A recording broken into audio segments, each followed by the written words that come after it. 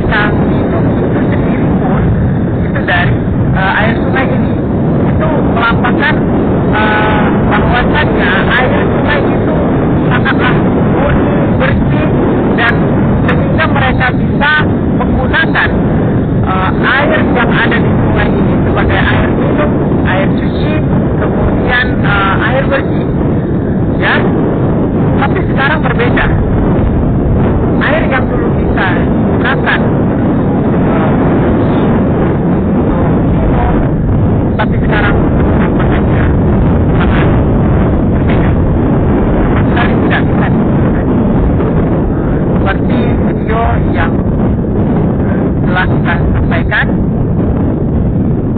sangat banyak sampah-sampah yang hanyut dari mulai kota Medan sampai Sungai Bersedia.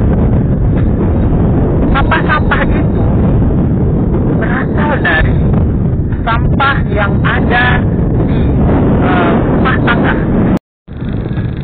Apa akibat dari sampah yang ditimbulkan oleh masyarakat itu?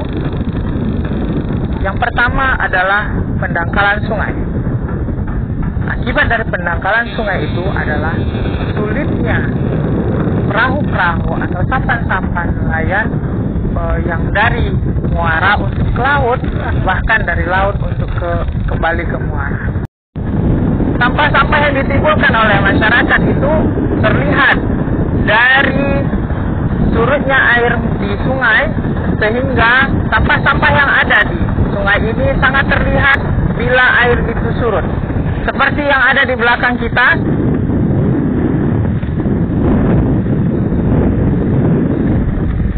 sampah plastik lebih mendominan.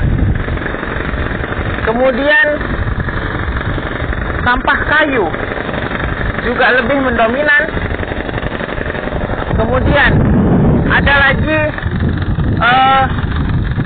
sampah daripada batang pisang yang dibuang oleh masyarakat ke sungai, sehingga bila air sungai itu menyurut, maka terlihatlah batang pisang tersebut yang ada di belakang sana.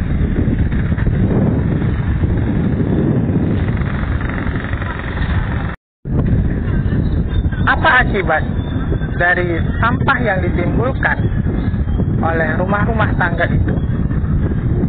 Yang pertama adalah matinya biota laut atau bibit-bibit ikan yang ada atau yang hidup di muara alur sungai yang ada di Desa Percut. Kemudian dangkalnya sungai yang ada di Desa Percut yang mengakibatkan dari sulitnya perahu-perahu nelayan untuk mencapai ke laut dan dari laut kembali ke muara. Contohnya seperti perahu yang ada di belakang kita. Betapa sulitnya mereka untuk mendaki atau menjalani muara laut. Karena apa? Karena itu merupakan salah satu akibat dari sampah-sampah yang ditimbulkan oleh masyarakat yang membuang sampah di sungai. Sebentar lagi kita akan mewawancarai salah satu tokoh masyarakat yang ada di Desa Percut untuk kita akan menanyai dia bagaimana kehidupan nelayan pada zaman dahulu dan pada saat sekarang. Hari ini kita akan mewawancarai salah satu tokoh masyarakat yang dulunya juga sebagai seorang nelayan.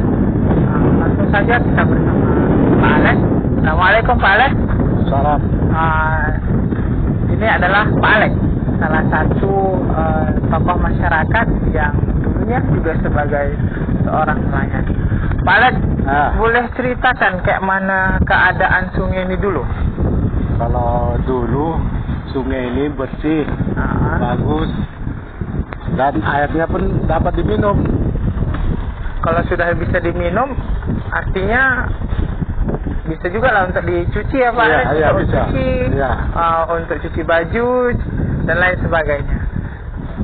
itu adalah salah satu pernyataan real dari Pak Alex yang dulunya sebagai seorang nelayan.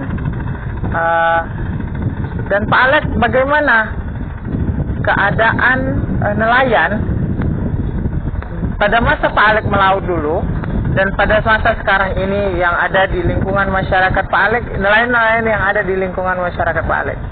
Wah, jauh lebih beda lah. Kalau dulu kita ngambil ikan ke laut enak, ikannya masih banyak. Sekarang udah payah lah. Kena sampah-sampah pun udah lalu banyak lah udah. Jadi sampah ini menyebabkan hal apa itu Pak Alex? Ya menyebabkan sampai dia ke dasar laut sana nih. Ikan-ikan yang bertelur tuh ya udah nggak apa lagi ya dia. Sudah tercemar lah. Tercemar ya, tercemar.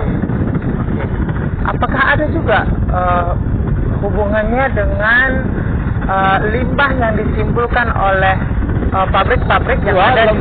Ya lebih itu lagi lebih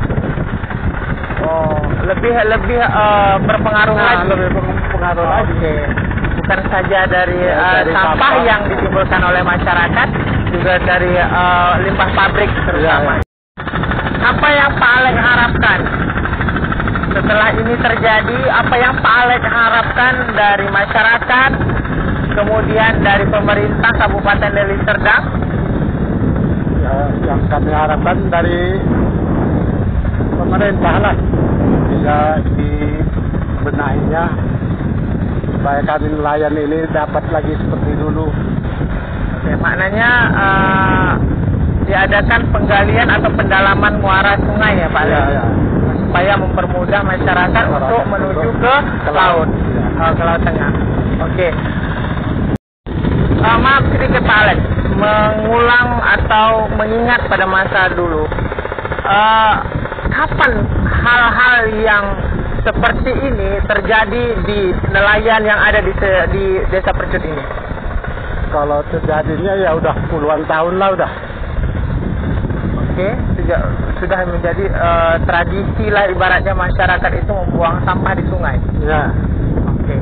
Nanti bukan dari masyarakat bagian aja, dari kota Medan sampai kemari juga. Oke, betul. Seperti yang saya sampaikan sebelumnya, sampah yang ada di muara sungai Desa Percut ini bukan hanya berasal dari masyarakat Desa Percut, melainkan juga masyarakat yang ada di Kota Medan dan Deli Serdang terkhususnya. Terima kasih Pak Alex. Semoga apa yang kita harapkan kepada pemerintah Deli Serdang segera terwujud untuk pendalaman muara sungai yang ada di Desa Percut ini. Terima kasih Pak Alex.